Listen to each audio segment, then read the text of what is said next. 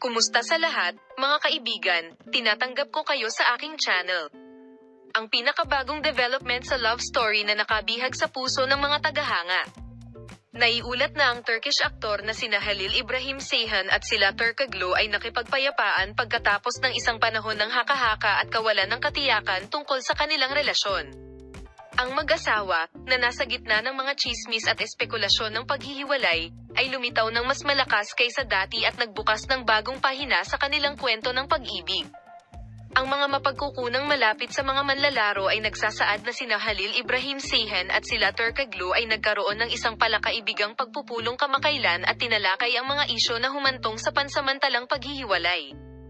Kilala sa kanilang on-screen chemistry na lumalampas sa apela ng totoong buhay, nagpasya ang mag-asawa na unahin ang kanilang on-screen na relasyon at pagtagumpayan ang anumang mga hamon na maaari nilang harapin.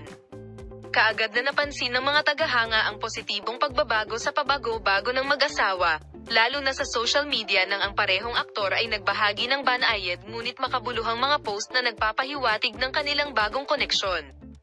Sa isang pinagsamang pahayag na ginawa sa pamamagitan ng kanilang mga kinatawan, sina Halil Ibrahim Ceyhan at sila Turkoglu ay nagpahayag ng kanilang pasasalamat